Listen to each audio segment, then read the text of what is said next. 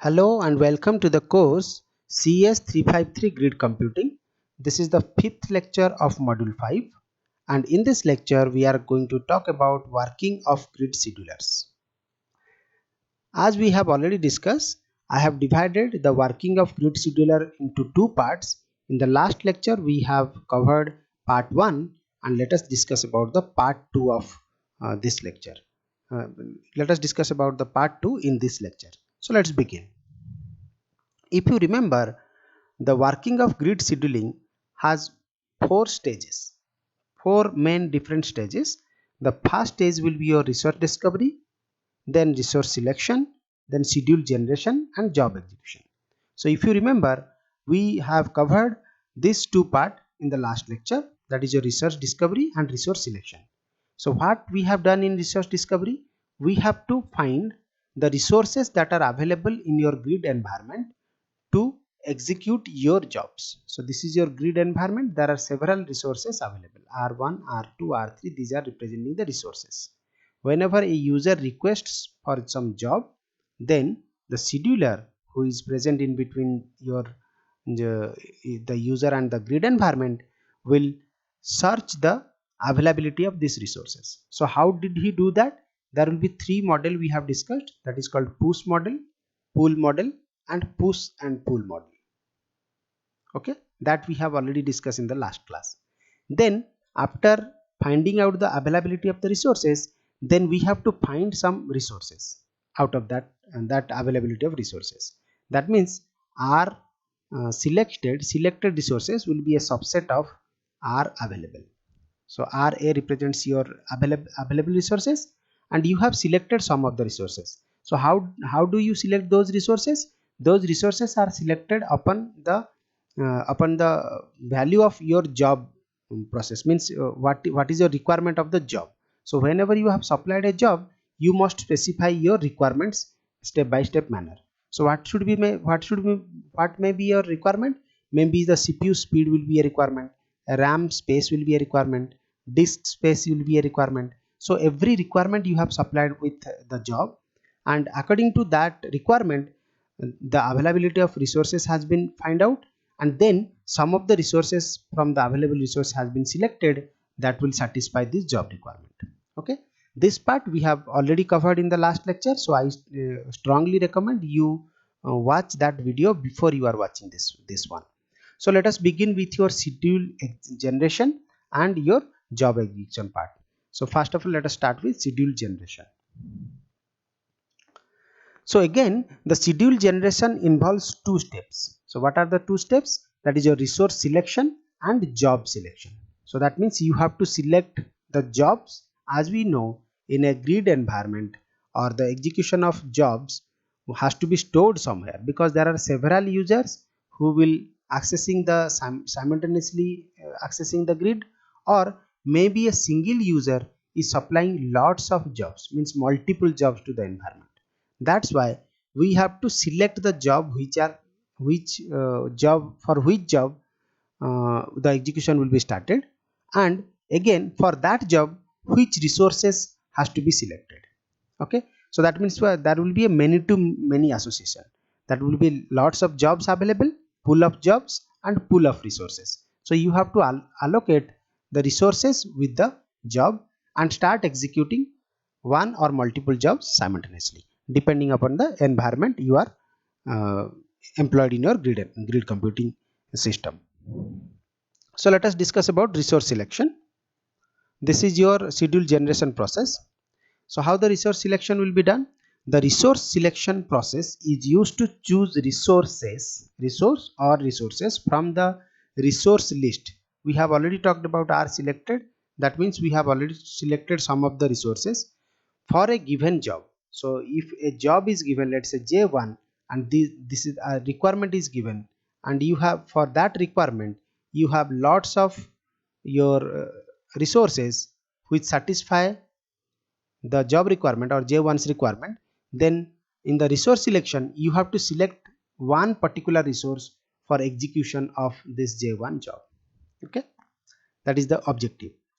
Let all the resources in the list are selected meet the minimum requirements imposed by a job, as we have discussed, then an algorithm could help in choosing the best resources. So which resource is best for executing this J1? Because R1, R2, R3, all the resources satisfy the requirement of this job.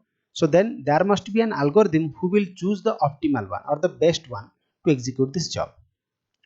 The resource selection algorithm should take into account the current state of resources and choose the best one based on the quantitative evaluation. So we have to quantitatively execute, means we have to evaluate quantitatively, or we have to give some numbering scheme to all these resources by any mean, so that whoever gets the highest value will be that resource will be selected for J1. Okay, so how to do that? So for that we are thinking about only the CPU and RAM capacity for this talk. A resource selection algorithm that only takes CPU and RAM into account could be designed as follows. So if a job, let's say J1, have supplied only the requirement of its CPU and RAM, then this formula can be used for selection of a selection of resource. Okay, there may be other requirement for the job. If that is the case, then this formula will not work. This formula will only work for the if anybody gives the CPU requirement and the RAM requirement. So what are the formula? The formula is you have to evaluate for each resource. Means for R1 you have to have a evaluation scheme, and for each CPU, because there are several R1 resource, R2 resource, R3 resource, each resource have their CPU and RAM speed. CPU speed is given, RAM speed is given.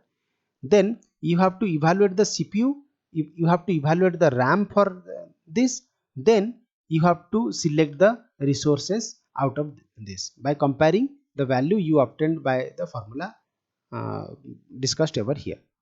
So what you will do, you have to evaluate the CPU, that is a formula, you have to evaluate the RAM, then you divide the weightage given to CPU and the RAM.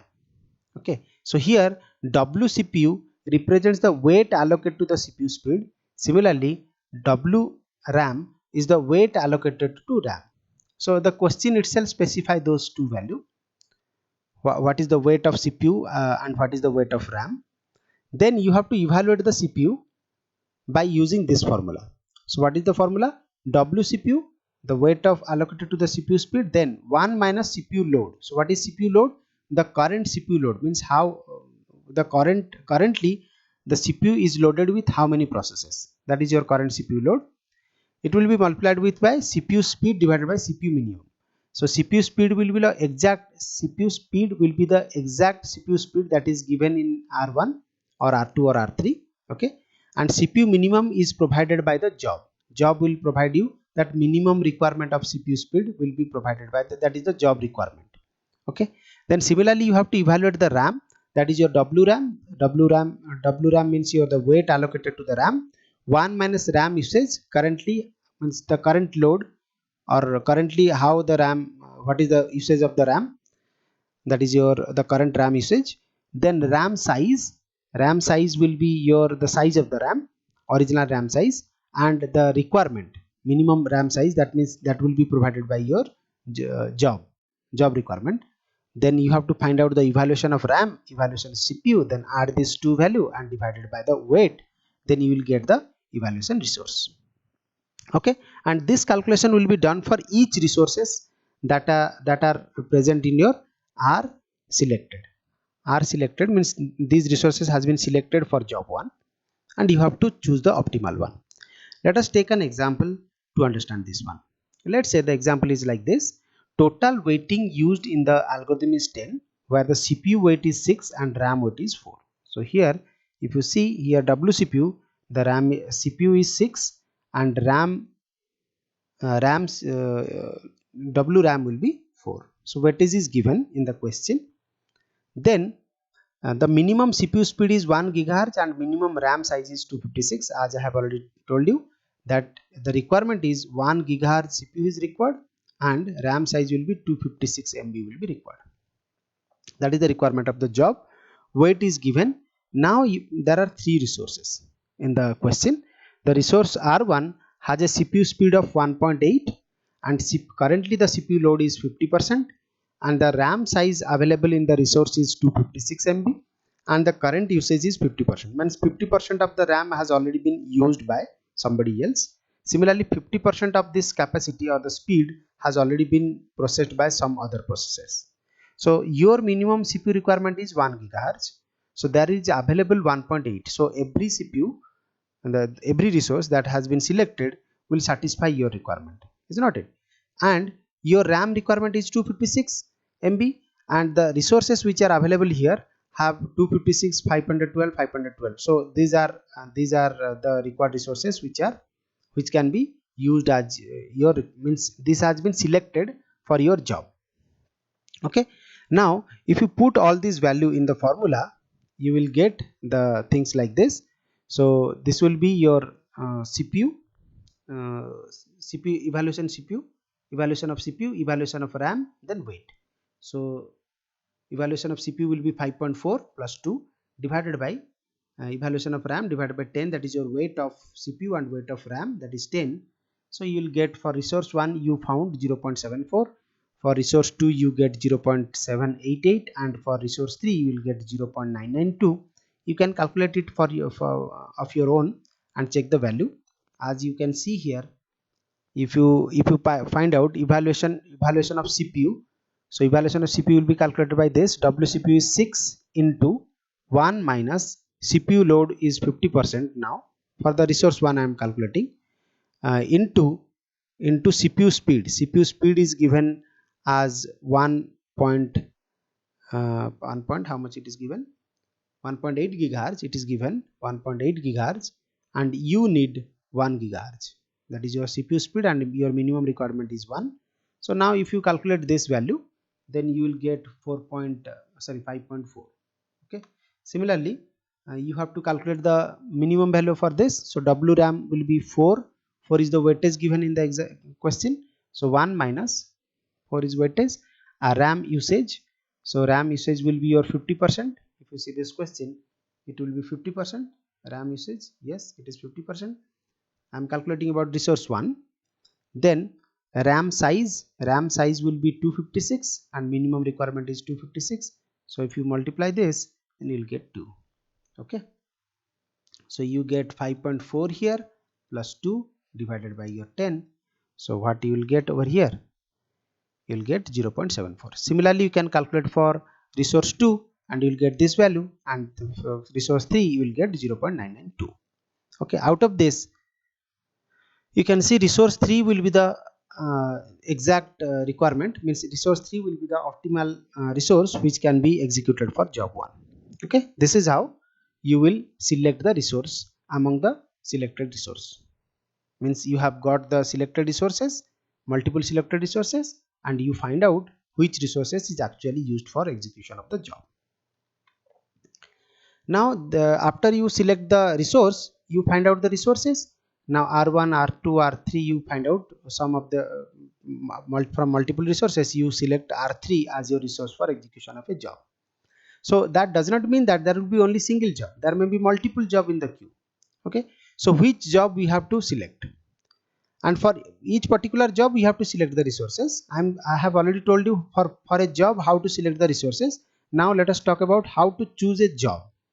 So there will be 4 strategies. One is called fast come fast serve, then random selection, priority based selection, and backfiling. So the name indicates the definitions. So let us talk about this one by one. Fast come fast serve.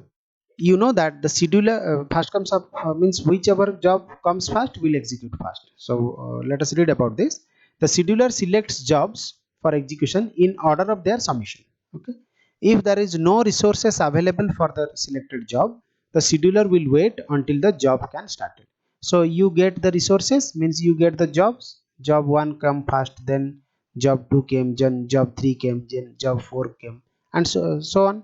So you will select the fast come fast serve basis and you allocate the resources for it. If the resources are not available, then the further job execution is not possible. Means until and unless the resources are available for J1, everybody has to wait because J1 has reached fast. So J1 has to be allocated with your resources fast. Okay, that is the simple procedure of fast come fast serve. The other job in the job queue have to wait, as I have already talked. So what will be the disadvantage of this? It may waste resources. When the resource will be wasted, the job selected needs more resources to be available before it can start, which results in long waiting time. Let's say job J1 requires two resources. Maybe R1 is available, but R2 is not available. So then if it is not available, then J1 cannot be started. If J1 cannot be started, then everybody has to wait. Okay, so that is one drawback. And second drawback is jobs with high priority cannot get dispatched immediately if a job with a low priority needs more time to complete. Let's say there will be priority of jobs. So let's say this is priority number 5 and this is your priority number 1. Even if priority 1 has the highest priority and is to be executed fast, but as J1 has arrived fast, then J1 will be given preference for execution according to fast come fast serve basis. So the priority will don't work over here. So that is also another disadvantage of fast come fast serve. Then the second technique is your random selections. Means you have jobs are arrived in your system. Now how to execute those jobs? It will be randomly selected or randomly pick any one from the job. So there will be equally likely any job can be selected at any moment. So that is called random selection. So the next job to be scheduled in randomly selected for the job queue. And so what is the disadvantage? Job selection is not fair. So we cannot say the fair selection will be done. There might be some job will require lots of time, some job may require very less time. So there will be no fair decision of selecting a job in random selection. Second is job submitted earlier may not be scheduled at all or take longer time maybe. Let's say J1 has arrived fast, but the random scheduler, it is randomly selecting the jobs. So maybe J1 may not be selected for a long amount of time. So that is also a disadvantage. Random selection do not employ priority, hence higher priority jobs may be ignored, as was in the fast come fast serve basis. Then the third part is your third selection will be your priority based scheduling or priority based selection. So here every job is associated with a priority. Okay, let's say there are 3 jobs with priority, let's say 2, this is priority 1, this is priority 3. So this there will be a priority associated with it, and whenever higher priority comes, the lower priority job has to be released and higher priority job has to be given preference for execution. So job submitted to the scheduler have different priorities. The next job to be scheduled is the job with the highest priority in the job queue. A job priority can set when the job is submitted. So when we submit this job to the grid environment, then the priority must be set by your scheduler, and accordingly the execution will be going on. So what is the drawback of this method?